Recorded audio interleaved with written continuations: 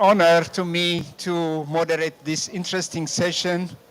We have so many challenges, we have so many opportunities we have seen, but at the same time, we have also a lot of barriers that we need to address. So breaking barriers in terms of finance, which is a very key pillar of achieving land degradation neutrality, because I would be focusing a bit more on the clear mandate of the UNCCD, because the target is to create a land degradation neutral world by 2030. I think that is the bigger target, and then to do so, we have some barriers related to finance, related to partnerships, and then also in terms of science as well.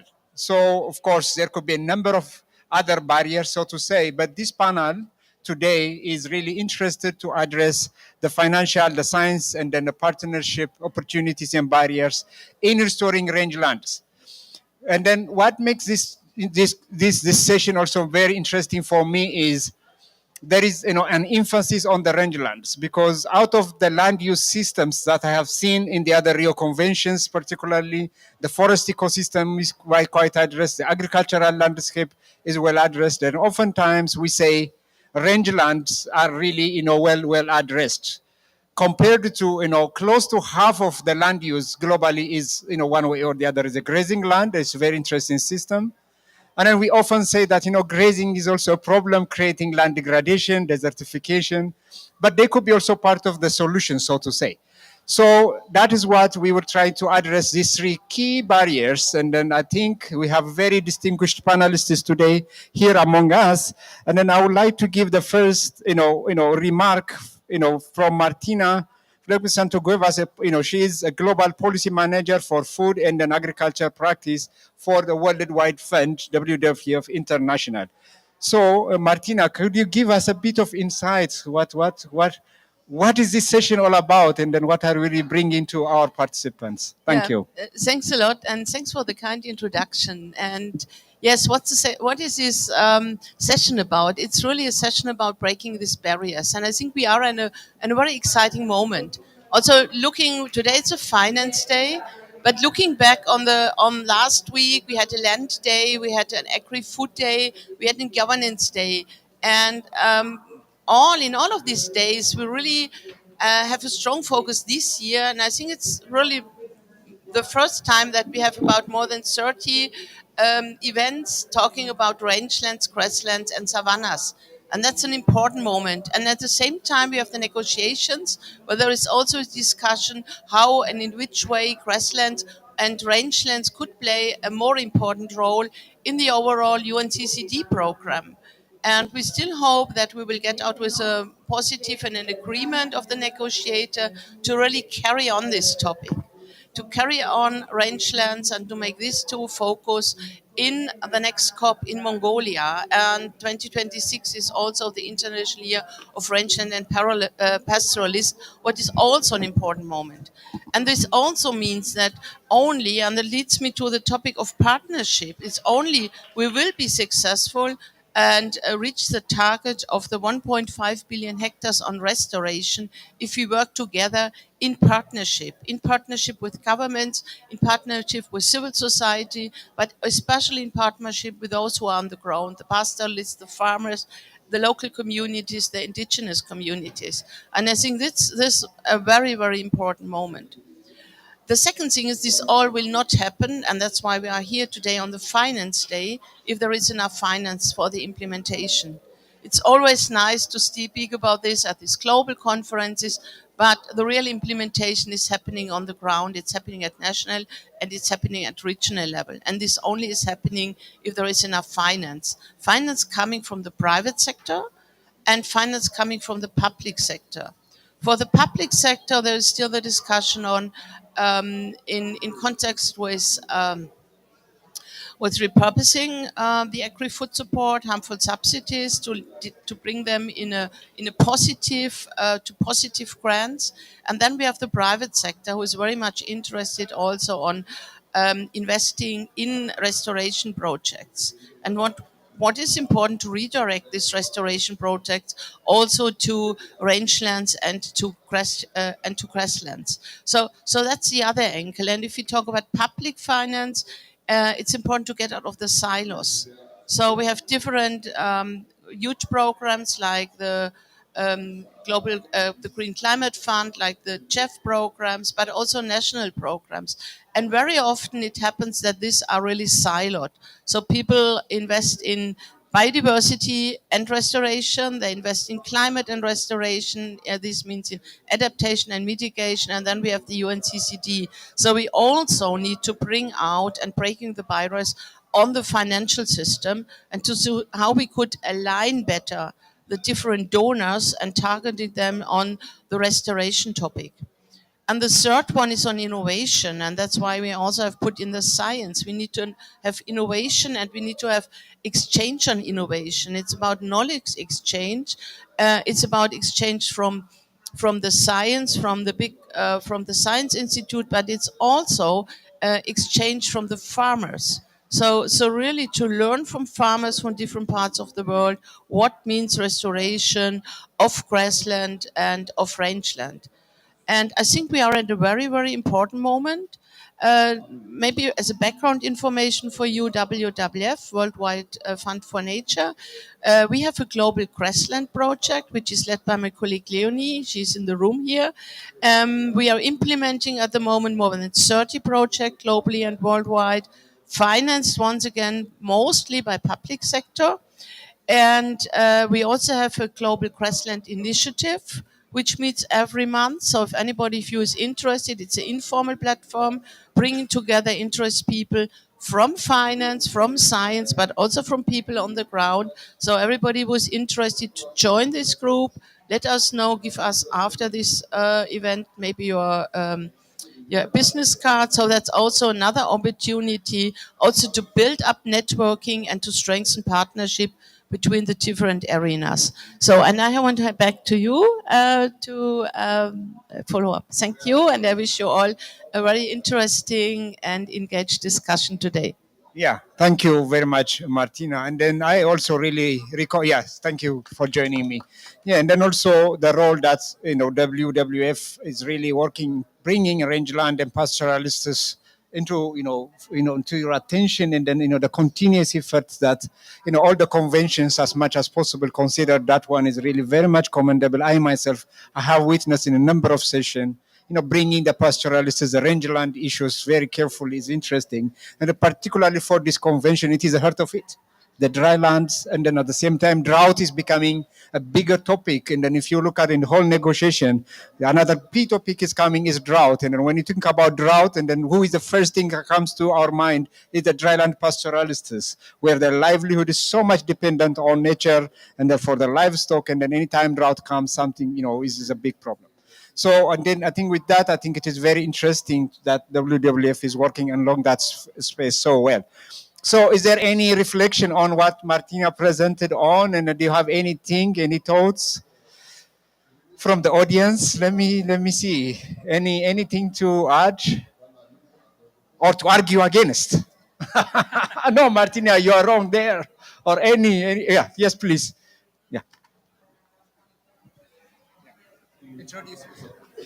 Hi, this is Natalia Estrada Carmona from the Alliance Scientists. And my question is that you flagged the importance of learning from farmers and with farmers.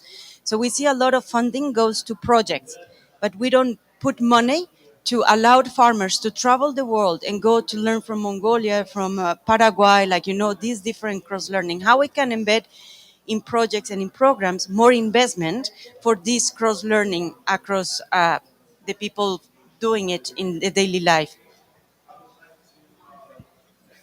Okay. Thank you, Natalia. Very practical question. No, I like the question. And I have the feeling that's getting more common in the last years. Also, I could tell you we have one example where we work in South America on grasslands in different countries, and we managed to get this farmers exchange in the funding proposal.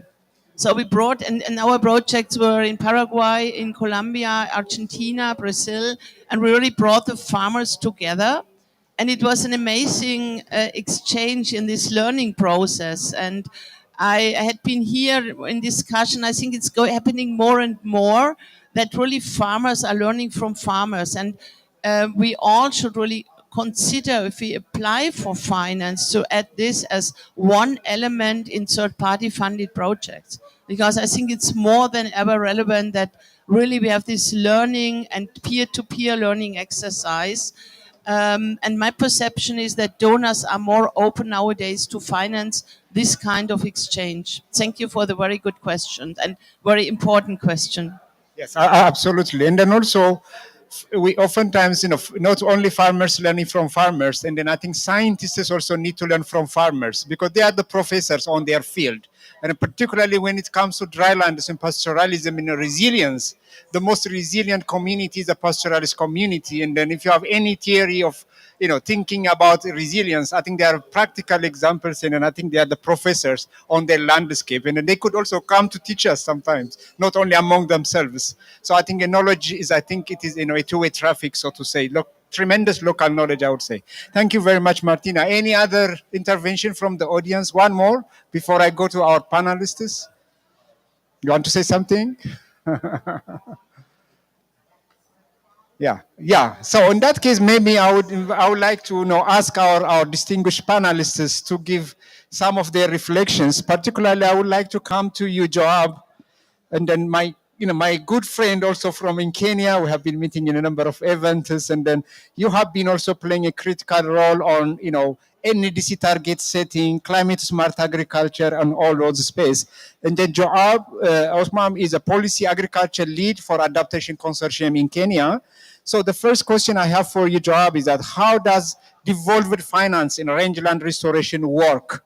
And then it would be good if there is any experience from wherever you are working in Kenya or beyond. Joab. Yeah, thank you very much, Ermias. My name is Joab Osumba, as Ermias has said, Adaptation Consortium Kenya, but we are also now working with the WWF Germany on nature positive adaptation in rangelands. How devolved climate finance can work in rangeland restoration. The model we are using in Kenya, which has been piloted for 8 years, it is now being scaled countrywide, is a last mile model. We have never called it a last mile model. In formal circles, it is called enhanced direct access to finance. So what we did was to take advantage of the Constitution of Kenya, which devolved decision-making powers to lower levels of government, and therefore we supported the lower levels to legislate direct access to finance, so it is anchored in law to support communities at that level, and then empowering communities to make their own decisions by prioritizing their own problems, writing proposals, and submitting those proposals to the fund that is created by that law at that subnational level. Now, this has worked very well during the 8 years of piloting. We supported those communities to implement about 114 intervention projects for rangeland restoration, and 95 of those 114 were on water restoration initiatives. So they liked it because it is something that they themselves prioritized. It is something that they themselves were implementing. We only supported them to access the finance to do it. No, I mean, that is a very good example. And then maybe, in terms of, your thoughts here, how can enhanced collaboration between the public and the private sector to ensure sustainable long-term investment? Because oftentimes we will have a project, particularly they comes for 3 years or 5 years, and then, before even your stakeholders, before you understand the context on your landscape, the socio-ecological context, particularly in the dry lands, rangelands, very complicated. So, the project time is ending. So you start and then immediately midterm, and then finally you are, living that particular landscape. So how do you really see that kind of a mechanism to have a long-term investment? Because all these kind of problems may not be solved so quickly. So how do you see, what do we need to do differently job. Yeah. In the initiative which we are championing in Kenya, one of our, I've said we are a consortium. One of our consortium members has piloted a public-private sector arrangement on a water initiative in one of those subnational units, a county called Siaya. And the thing that has happened is, restoration projects have both public good and private good elements, and the private sector is usually very risk averse.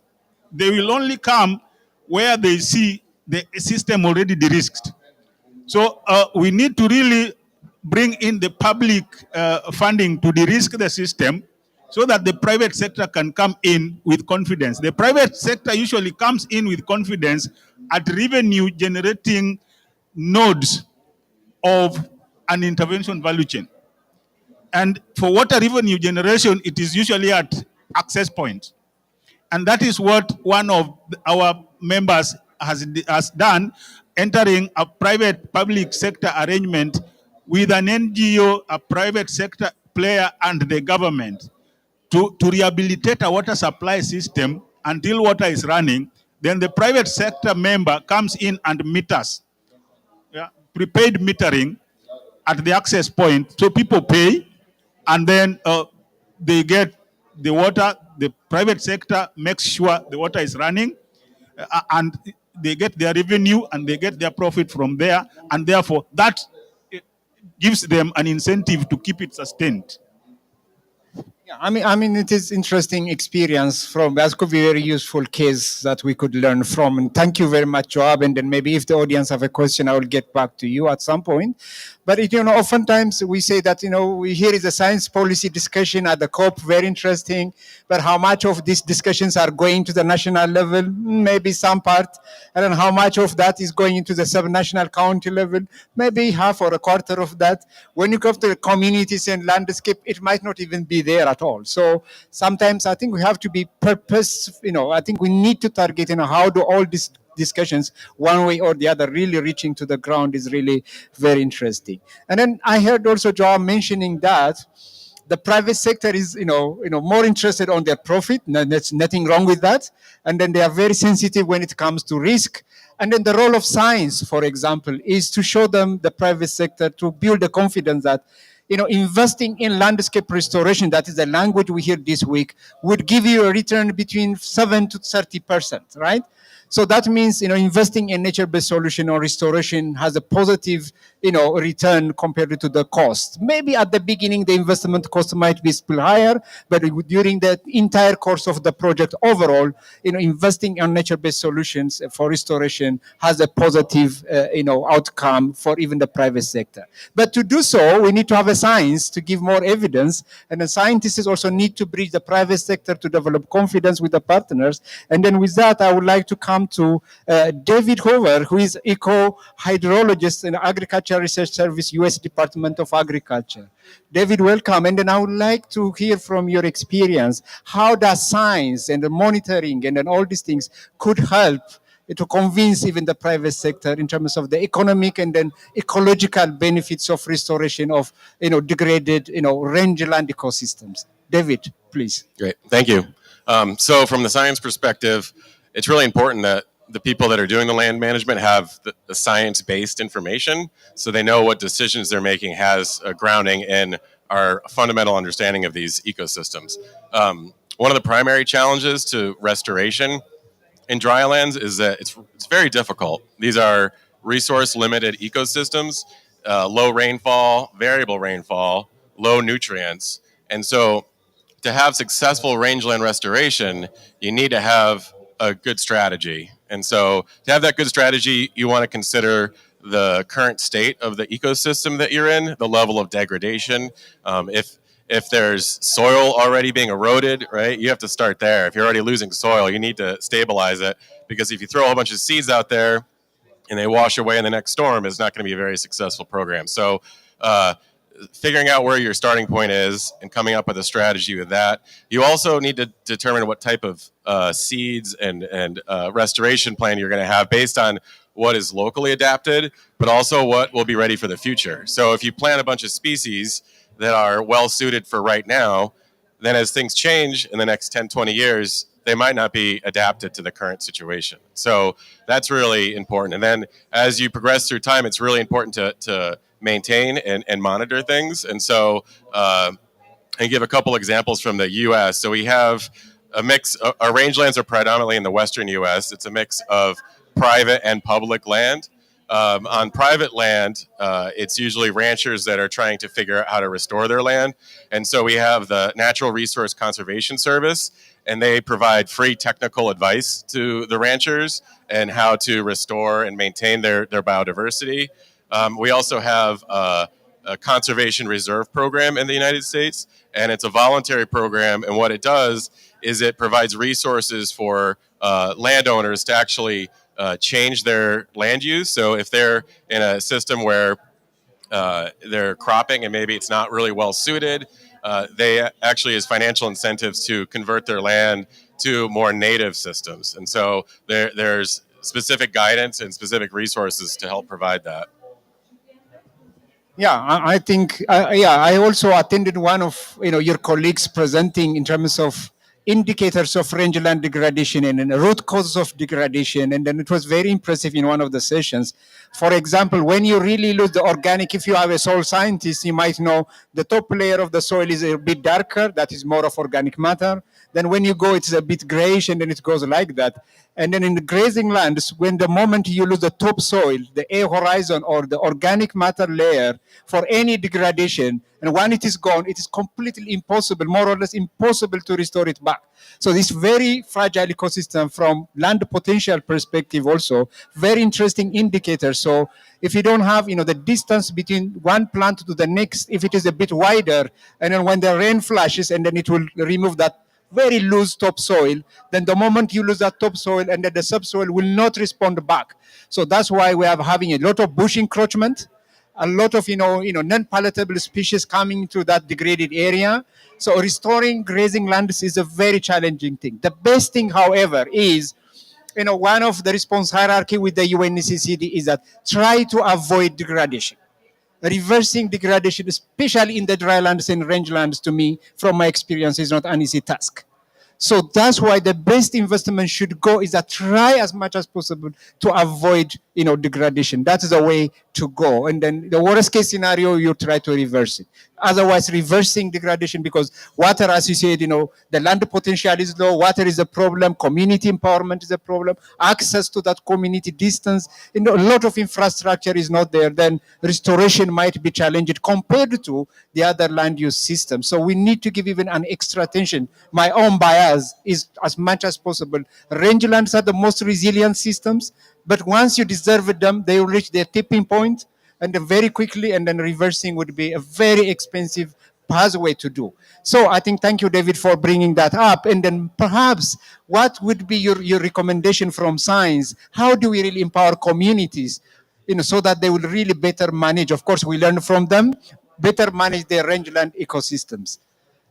So there, like I gave a couple examples of programs in the U.S., but it's I think it was touched on a little bit earlier is co-producing this knowledge. So not just assuming science has all the answers, but to work with the local landowners and trying to understand what they've had successful and like their successful experiences in the past. I think having a deeper understanding of the land itself and what its potential is really key. And that can't just be this typical scientific approach of coming in without any prior experience and trying to assume we know everything about the land. And so I think it's really important to co-develop this research with the local community. Absolutely, because they have a huge, amazing historical, cultural attachment to the systems. I think we need to have a lot of, wisdom, so to say, that we need to tap from the pastoralist communities as well. Thank you, David, and much appreciated. Yes, thank you, David. Yes. Join me in thanking him. Yeah, and then with that, from the communities, I would be very happy to move to, the use in rangeland, restoration initiative and the use engagement. And then with that, I'm very happy to have Bochala Sara Arero, who is a co-founder and communication manager of Africa Youth Pastoralist Initiative. And then It is so happy to see in this convention that we have so many youth pastoralists giving, their thoughts, their thinking with great passion. And then, and then how do you see that the youth, not the what question, but how do you see, if you have example, that would be great, the youth is getting engaged in, rangeland topics and in rangeland restoration in particular. Thank you.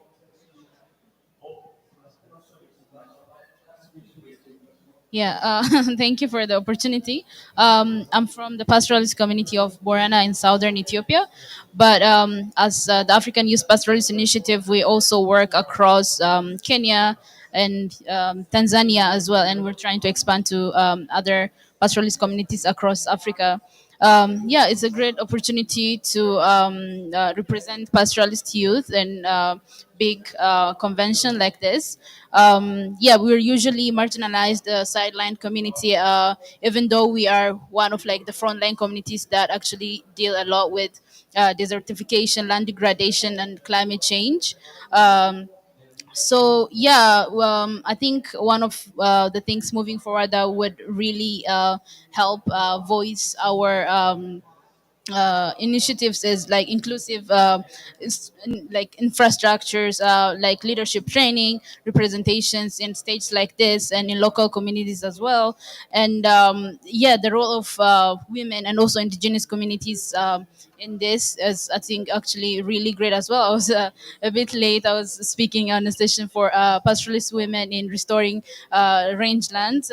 So yeah, resource management and restoration efforts. Yeah, that would actually really help the community as well. And I think the other thing is tailored community development. So land restoration, I think it's a maybe fancy word for some pastoralist youth that's just leading their lives, but then training sessions, more exposure, like skilling them in seed banking, tree planting, soil conservation, like empowering youth with knowledge and skills, because there is a lot of indigenous knowledge that exists, but then bridging the gap between that indigenous and traditional knowledge and practices and modern practices would actually help a lot and help us reach our shared goal of restoring rangelands and land initiatives. Yeah. Yeah, I mean, thank you. You picking both the women and then the youth dimension, and how to do that. But oftentimes we see, I also worked in Kenya and Nairobi with the World Agroforestry Center, and then, sometimes when I discuss with my colleagues from Kenya, I say that what is one of the challenges that you have in your agriculture sector is that oftentimes they say that there is also a bit of an aging farming community because the average age of farmers in Kenya is getting higher. And then I wonder why. And then do you see from the youth and women perspective, how do you see that, demography, so that is there any opportunity? What kind of institutional policy arrangements that you think need to be in place so that the youth and the women are also getting their share and their engagement and then play a critical role, I know, but in terms of, the potential the youth and the women could contribute to the agriculture sector in general, on rangeland in particular, is huge. So how do you see that discussion? Is it really valid argument, point, or, and then what is your take on that? I think it's a very valid point. I think there's also a gap between the older generation and the younger generation. Yeah, for my community specifically, I can speak on that. Usually, it's the older generation that own land. So even youth and women, they don't have access to that. So they're not really involved in those initiatives. But I think what could help is in my specific community, like adaptive grazing systems, because we heavily rely on livestock. Like as pastoralists, and there's limited resources. It's an area that's really affected by drought and climate change. So adaptive grazing would really help to manage the resources that we have as we um,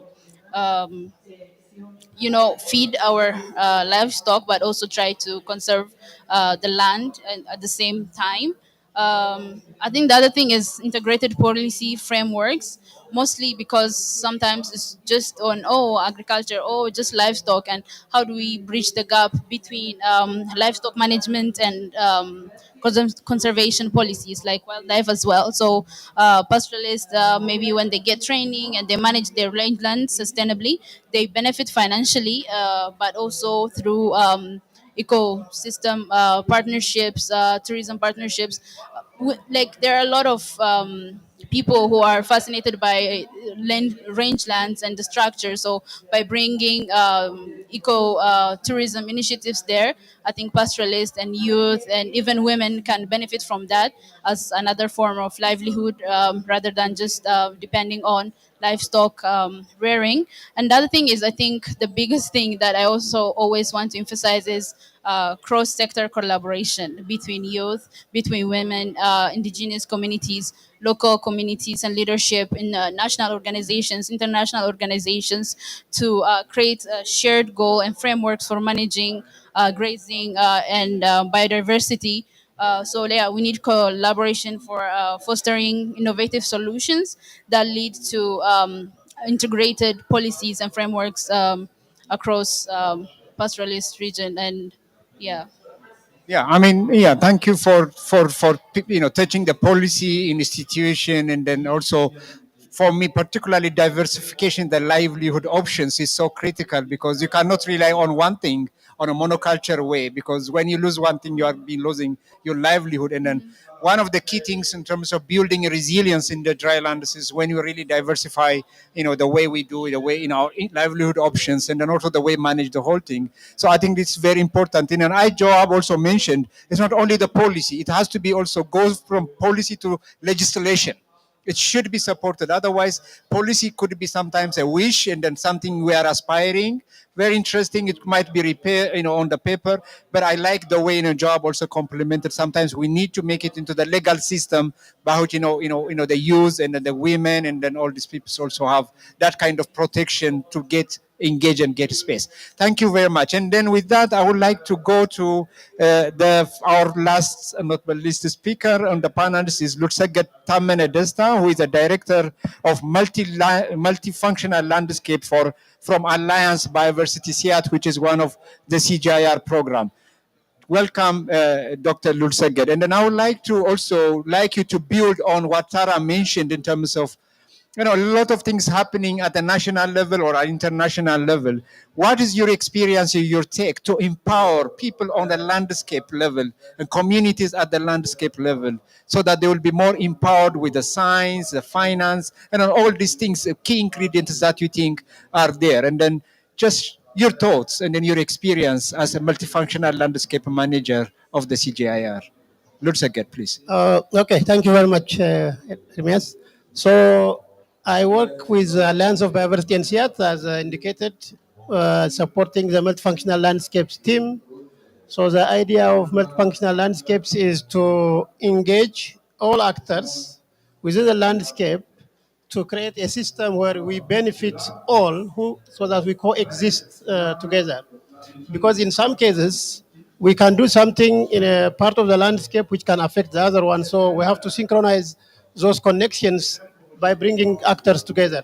So how to empower communities? I think we have two or more levels. Number one is co-creation on designing, understanding the problem, what are the priorities, what are the limitations, what are also the aspirations of the community. We cannot just prescribe something from our own and tell them do this and do that. So the first one is we have to co-understand the whole problem, contextualize it, and define on how we can address.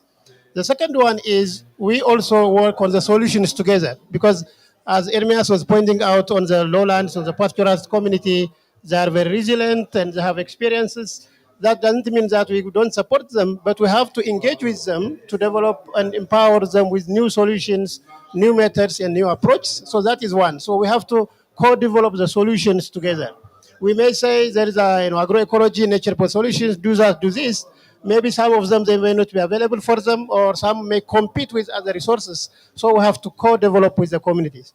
The last one maybe is we have to also give good feedback on what we have done with them. Sometimes we have a project for 5 years or 3 years. We collect data. We are there for several times. And then at the end, we don't go to reflect with them that our experience with you on this was this, and the results are this. Then we have to contextualize and we have to translate so that they know we have been doing something that tries to support their problems. In most cases, that doesn't happen because projects are small, short-lived, and we have another exercise to do.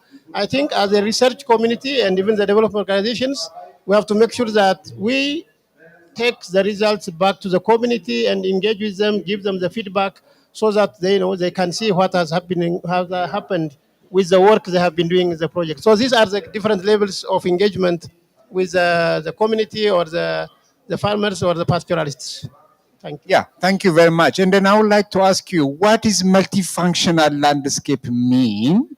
And then also, I would like to see what is its implication in terms of bringing real change, real development, particularly in a competing world where we have biodiversity, production, conservation, and then a lot of competing things. The climate people are pushing the agenda this side, and then the biodiversity convention on this side, and then UNCCD on the other. But I think they complement each other very well if you build a very good synergy among them.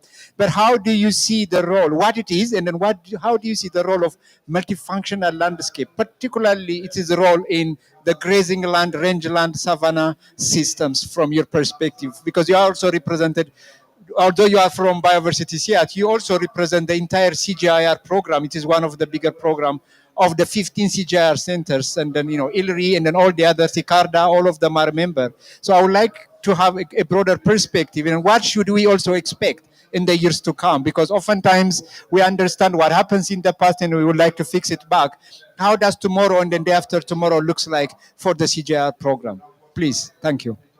Good, thanks. So, from as the name implies, multifunctional landscapes is to empower the landscapes of communities that can we get, many of the ecosystem services. So, a landscape is not only for production, it's not only for grazing, it's not only forests, it's for all the services that we can extract. So, multifunctionality implies that at the landscape level, we can improve the water, the carbon, the livestock, the bees, the water, and all the systems. So by addressing multifunctionality, we are able to design or gain for example, the sustainable development goals. In the forestry, in the carbon, in the farming, in the grazing, in the seas, and so on. So we call it from the source to the sea to engage across the landscape by bringing in all the actors, sectors, and systems together in a coordinated manner. So what is the advantage of that is we are able to see the interactions and feedbacks and synergies among the different components. If we have a forest land somewhere, a grazing land, another place, agricultural land at another place, by doing something on the agriculture only, we are not going to affect the forest because we are trying to see the interaction between them. Or if there is a grazing land where we are trying to address livestock feed and forage, we may not necessarily account the energy that we may affect because livestock in most cases are used for a source of energy. But if we see the whole pattern, the whole landscape together, then we are able to understand the interactions, the feedbacks, and even possible trade-offs. So that is what the landscape approach is. And for the conventions, for example, we have the three Rio conventions and desertification, biodiversity, and the other components that we are trying to deal with within the sustainable development goals. At a landscape approach, by using the landscape as a whole continuum, we are able to address nearly all of them. So we have demonstrated some examples from Ego Agriculture team in collaboration with the CIGR system that by working at the landscape level as an entry point and bringing all the technologies together, there is a possibility to benefit large number of communities across the landscapes. And one important thing is the landscapes are great entry points to see where we can optimize between production, conservation, and restoration targets. Otherwise, we are not, in biodiversity systems, we may struggle to optimize conservation or part, but in agriculture, we are trying to optimize production. But if we consider the landscape as a whole, then we have to optimize all of those benefits and services. And for the CGIR, I think we have this multifunctional landscape program now being developed at the CGIR level. So by working with these global conventions and global partners, there are a lot of actors in the financial sector, in the development sector, in the research sector, by working together, I think there is a possibility that we can contribute to addressing the global big issues. We remember that in 2030, we have promised to achieve a lot, but none of them are going to be achieved because we are doing in isolation. There is not a lot of collaboration. So by collaborating and partnership, I think there is a lot we can contribute along that angle. Absolutely. I think that is a wonderful intervention from our panelists, and then join me in thanking all of them, particularly Lord Seged on this round. So yes, I absolutely agree because in terms of also the economics of droughts report which came out, and then also the whole discussion that we have, and then investment on sustainable land use management. If you evaluate it only from carbon perspective, you will get the carbon benefit done. If you add biodiversity into that, and then are adding the value of sustainable land management, the biodiversity benefit, fine. If you add the climate benefit into it, and then it keeps increasing. So I think undervaluation of our nature-based solutions is also a critical thing that I hope the CGI are also working very closely on the economics of our investment. Well, how does return on investment looks like? That would really give confidence for the public and the private sectors and then beyond. So I think that economics and then human behavior dimension of the whole thing would be also another area that oftentimes I have seen. And then strong governance also matters most. Like for instance, if you have the best policy, if you go to Ghana, for example, or Mozambique, and then if you have the best policy on sustainable land management, and then power is not with the government, power is with the chief. The customary land governance is so critical in most parts of Africa. So even if the governments have the very cutting edge policy, they don't have power to do it so. So that's why we need to also understand the customary laws and the whole governance, the social and an economic dimension of land, particularly, is a missing link to me that we are going to really look after. Otherwise, if you have a fantastic science, a very interesting biophysical interventions, and then at the end of the day, it might not really help us a lot. So let's look at also capacity development very carefully, and the governance and then economics issues also at the same time, although that's my own personal bias. So with that, I would like to open up the floor for any question from the group. Thanks. Introduce yourself. Aladdin Omar, King Faisal University. I am sorry for late coming. My question for Doctor, how to face the landscape, the climate change in future. Understand? Again? Yes. How do you consider in changing the landscape in a changing climate in the future? Yeah, in future. I don't know. I come late. Sorry. Thank you. Yeah, so when when we design the landscape management solutions, we work with the communities to engage their knowledge and skills, but also we also consider not only providing solutions for now, but also we try to consider what will happen in the future.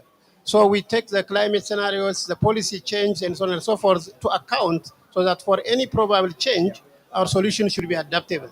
And we have some tools, Natalia is among the team member where we call it Fable, where we're trying to see how do we support any changes in the climate and policy and arena in relation to landscape agricultural development goals. So there are ways to do, and there are a lot of methodologies to handle. So in our exercise, we try to consider the future change, not only in climate, but also in market, in policy, and so on, that can impact what we are doing on the ground. Yes, absolutely. If you don't really consider how the future, if you don't build scenarios for the future, and then all the strategies, all the policies that we are setting is based on what we know in the past, and in a very changing global context, I think it should be fit into that system. And thank you for that. Joab, you would like to add something more on that? Yes. Yeah, I just want to add one point to that question, to what Lusege has answered. Before going to Adaptation Consortium, I was also in CGR under the CCAF's program. And in CCAF's program, through the scenario analysis, CCAFs came up with what was called climate analogs. And climate analogs give situations in different regions of the world in the past, at present, and in the future. And if we map that analog, we will see what is happening here today, how are people responding to it.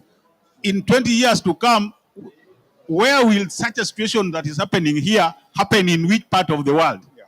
And if we look at the present, then we look at the past, what happened in which part of the world, what is happening now, how did people respond at that time?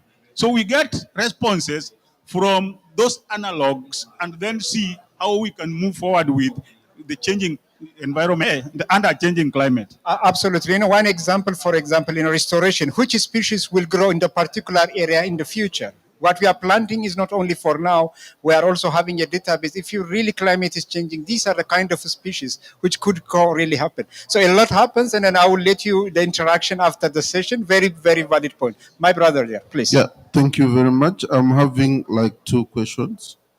And I was very impressed when my sister there was presenting about women and youth. But my question goes like, how can pastoral youth be actively engaged in creating and accessing green jobs, considering their unique skills, traditional knowledge, and the challenges posed by climate change and environment degradation in pastoral areas? That is one question. Then the other question is goes to WWF. What are some of the feedback mechanisms that are put in place in order for youth? Because we are considering like when it comes to sustainable solutions, we are considering local actors having the solution for themselves, and then these solutions are more sustainable. How is the feedback mechanism put in place so that the local actors are able to know like there are available opportunities with funding to these solutions that they are putting in place? Thank you. Thank you. You start first. Yeah. And then Martha. Yeah, the one about green jobs and making youth more involved in that. I think the first thing would be a lot of sensitization from peers, from local communities, I think from even national government, because a lot of youth are not involved in even discussions, jobs and roles in the green economy area. Usually there's a lot of pressure from families, local communities, for pushing to go towards or medicine or engineering or something like that. And yeah, green jobs are not really regarded as a very prestigious or well-paying job. So I think we need a lot of sensitization from that, from the government, and also from peers. Yeah, like there are circular economies, a lot. Even as pastoralist, you can rear your cattle in a very sustainable way, make a living out of that. In a very sustainable way that can sustain your livelihood. So I think a lot of sensitization, training, mentorship for the youth would really help in that area. Yeah, thank you. Thank you very much, Martin. And then the feedback mechanism, please. So your question, did you hear me? Yes. Yeah. Your question was on the involvement of local communities and on the long-term implementation. I think what is important is that all the activities on the ground have to be developed with the local communities and the farmers and those who are living on the ground.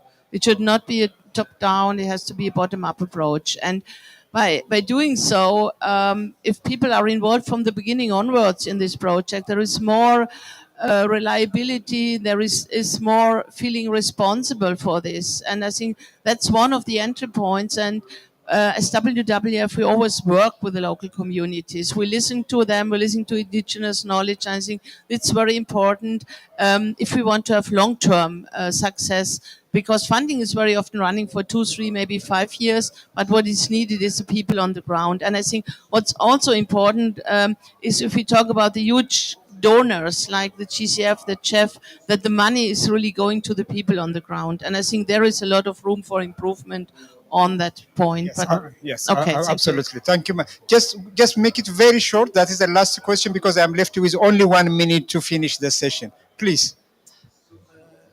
You speak English, French? Oh no, I don't. Unfortunately, like anyone could help. Anyone could translate.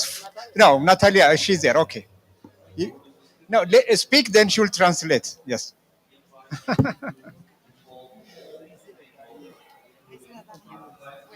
Yeah, we should be inclusive. Absolutely.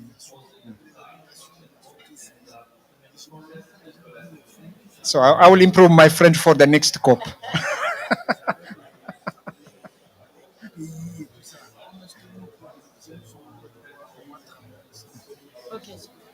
So he's highlighting the title, so breaking barriers, but he's also highlighting that he's part of a small organization, NGO, and usually when money goes, it goes to the country or to big organizations. So how money can also reach small organizations that are also working and want to be or can be engaged in the process. Yes, absolutely. I think let me try to answer that one, and then I will wrap up with that one a little bit, because I have also another heart. I supported the Global Environmental Facility, GEF, as a science technical advisor for their investment on land. So what we are trying to do at the GEF is that at least 10% of the resource that GEF is providing should go to the CSO by 2030. So that is the mechanism. There should be a system. It's not like a goodwill. If you don't have a structured way of taking that one, and then it will never be happen. I think there is a lot of effort, and then I would be also very happy also the local communities put their demand. Where is the resource coming? And then make your legislation where your political and parliamentarian representative to talk about it. That's what devolved things up. Joab would like to say something. I can't stop him. Joab, please. Because that is his area. Yes, I just want to add to what Ermias is already saying. Under the legislation that we have in Kenya, which forces the government and actors to devolve finance to the community level, we are providing for the communities to propose the service providers that will help them to implement the project they have prioritized. The World Bank is right now scaling what we piloted. It is called financing locally led adaptation. And financing locally led adaptation under the law in Kenya, which we supported to put in place, you have to talk to the community. The money has to go to them. They have to enter into an agreement with you to support them to implement what they have prioritized. Yes, absolutely. I mean, there is a huge gap. Resources not going there, but I think there is a tendency and we need to keep pushing. And I share your thought that it is not there. I think this panel has brought very interesting things. They put like the finance, the science. Oh yes, I can. Do you give us 1 minute? He said yes, please. Can you give her a mic? Yeah. Yes, please. Yeah. We can't. Yeah. Yeah, because he's okay. Yes. Good morning, everybody. Good morning to you. Assalamu alaikum. Alaikum assalam. Yes, my brothers. Thank you so much. My name is Balkisa Bashir, and I work an organization called Barwaka Relief Organization, working with indigenous and marginalized community, especially in Kenya. My question goes to our brother there. As you know that Kenya, is it Jeff, your name? Job. Yeah. Of course, everyone is doing a good work, whether it is little, more, less, it doesn't matter. Yeah. But my question is that where I work, it is completely separated. It is part of Kenya and not part of Kenya. So how do we make that equality balance? That's the first question. My second question is that Kenya government now, they are taxing more. So how can we also engage ourselves with the government in terms of that? Thank you so much. Yeah, Joab, please. Yes, how to engage with the government. One of them is the law. We are saying we have supported counties. Now that you are coming from Kenya, I can speak the language you understand, the counties. And we supported counties to put in place the County Climate Change Fund, which forces the government to put a certain revenue amount into that fund to be used by communities. It was piloted in Isiolo, it was piloted in Wajir, it was piloted in Garissa. That region which you are saying is part of Kenya and again not part of Kenya, that is the region where it was piloted. It is being scaled countrywide now, and there's still a lot to be done, like Ermias said, but we started. Yeah, thank you very much with that. I don't think, will he give you a chance? Ask him, it's not me. He said, because there is another session, but please come over and then you would meet them, we discuss. It will be available for the next 5 minutes. I think we have heard very interesting discussions about the barriers and then also very interesting opportunities and what should be done I think we have taken enough lesson in terms of our science, engagement with the youth, and then also the women, and on how to make it also legally binding from Joab, and then also, how WWF is really bringing the rangeland issues. And then I think it is a very active audience. Thank you very much on behalf of the panelists. I would like to thank also the audience, and then we will stop we'll end our session here. However, the informal conversation could continue because it is a very interesting hot topic, honestly. That's why 1 hour is not enough, but next time, and we would like to make it a bit longer. Thank you very much.